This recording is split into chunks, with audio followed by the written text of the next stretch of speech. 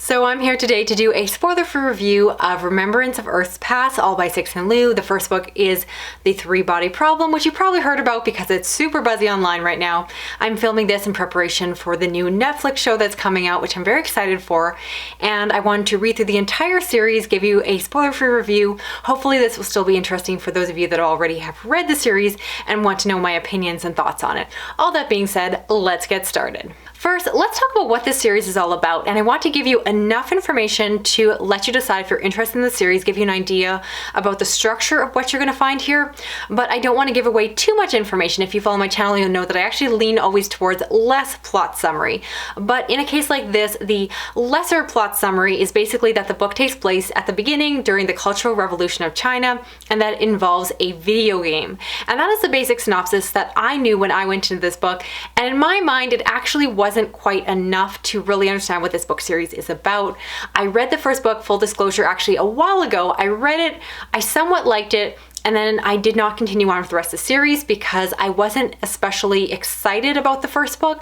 I liked it, but I didn't quite get where the series was going. I didn't see the big picture. So that's why I want to do this review here, is I want to give you enough information to decide not only if you want to pick up The Three-Body Problem, but for those of you who are like me, where you only read the first book and then did not immediately continue on, trying to give you the information to decide whether or not you should. So for me, again, I like the first book, but reading it now after having read the entire series, I will say it reads like a prologue. I will be honest, if you're going to read the first book, and unless you absolutely hate it, I would encourage you to continue on. If you're on the fence, if you kind of feel middly about it, you don't have really strong feelings about the series, I encourage you to continue on into the Dark Forest, because in my mind, the Dark Forest is the meat of the story. So the more detailed synopsis I'll give you here about this series is similar to what you'll see in the Netflix summary marketing, and that is the fact that this book starts out in the 1960s. You follow these scientists and people with different ideas, and something happens, and because of the choices that certain people make,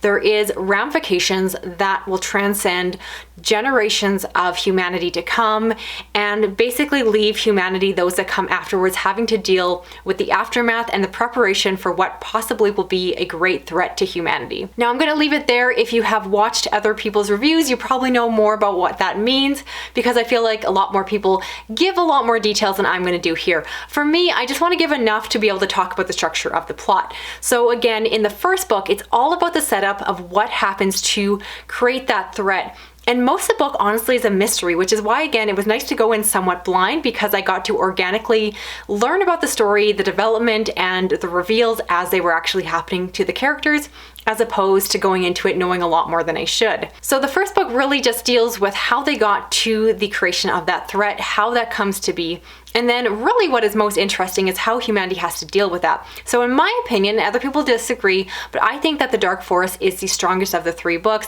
I think most people will agree that book one is the weakest, which again is why I encourage you that even if you're not over the moon about the book, unless you strongly dislike it, if you're interested in it, I do encourage you to keep going, because I don't think that you'll fully understand what the first book is trying to do until you read the second. Personally, I like the second book a lot more, and because I like the second book a lot more, it reframed my opinion on the first, which I now retrospectively like a lot more looking back, because I see what it was building towards, which was fantastic. And now I can't really specifically talk about the plot of book two other than to say that it's all about the preparations for what is to come. And so for me, the reason I like it is that I thought it was the best narratively plotted story. So it has a good sense of suspense, because you know that something is coming, you know what is going on, and you have the worry, the concern, and the fear around that. This book in my mind really read more than I expected to, like a sci-fi thriller. I actually thought it was quite accessible, which is why I think that this book and series has been a good drawing point for those that normally don't think that they like hard science fiction, but they find that this story is just really exciting, because in a lot of ways, this series really explores what would humanity do if there was a great threat? How would people react? And to me, I really found that to be the most interesting aspect. So we deal with how would that reframe our idea of different religions? How would people respond to that when they are questioning their own beliefs in gods and so forth? And then you also have the different ways that humanity will come together as a whole, and the ways that they will betray each other as they are scrapping for their own self and really trying to protect themselves over that of their fellow humans. And so I love the contrast. I felt it was very honest and very interesting and just a really good idea. The idea of a story where you're playing with saying, let's see what would happen if this were to come to be. And it just feels like a really good thought experiment, which made me feel really nerdy and geeky reading it in a really enjoyable way. As for book 3, I can say very little about it, but it is a solid conclusion. There are things about the ending that I perhaps would have changed in terms of some of the narrative pacing and some of these stopping points. I feel like the story could have been paused earlier to have a stronger effect, but I don't have large criticisms of it. I liked it. I would say it is my second favorite after The Dark Forest. So I know with endings, people want to know if it drops the ball, and so I can say solidly that this series, while not perfect in terms of the ending, I thought was overall pretty satisfying, and I think will be good for most readers and hopefully give them what they're looking for. And so overall, you can tell I really like this one. I do want to address a few things that people do criticize with this series and have my own opinions kind of play into that. So first off, people really talk about the characters being very flat. And I do admit that these are not the most well fleshed out characters. There's a reason that in this review here, I'm not going through the different character lists and describing their personalities and my favorite character and all of that, because honestly, I didn't find the characters to be very significant to my overall impression of the story. Now, I recognize for some readers, they need to have strong characters, and certainly I've said in other reviews that I really do like to see well-rounded, developed characters, and that is for the most part true. However, when it comes to a certain slice of hard science fiction, I am someone who can sacrifice really complex, interesting characters if the plot itself is really complex and interesting, and that was the case here. I thought that the idea behind the story, the science behind it, was very interesting and pleasing to read. And I found the characters to be interesting as they were intended to be. So there are some certain characters that kind of perform different plot devices where they proceed and move the plot forward either in a good way or a bad way, and they're just doing their job. I did not care deeply for certain characters. There were some that were definitely frustrating, and I think that in some cases, at least, that is intentional. This book doesn't have the most amazing female representation. I've heard other people really criticize that part. Myself, as a female reader, perhaps I'm not the most sensitive, but I didn't really notice those aspects that I've seen other people criticizing their reviews. But again, I'm not the best sensitivity reader, so leave that for what it is. And the other thing I want to talk about a little bit more is the science within these stories. And as I mentioned earlier in this video, that I feel that this is a book that really draws the line nicely between being accessible to newer readers while also appealing to those that are more veterans of the science fiction genre. So myself, at this point, I do consider myself more of a proper science fiction reader. I've read quite a bit of it and feel very comfortable in the genre, but you see a lot of people who normally don't pick up a lot of hard science fiction picking up this one and this series and enjoying it, which is so great to see, because I don't think it is the easiest series to get into, but there's something about, again, the pacing, the plot, the idea behind what happens in the first book that I think really hooks people in and gets them to commit to a series that otherwise might feel a bit too heady or cerebral for their taste. Now, I've heard other people describe the story as being mind-blowing, and to that I would think that it really depends on where the reader is coming from in order to react to their opinion on that, because for me, I'll be honest that this book had really cool ideas. It was very large in scope. It felt very ambitious, very big.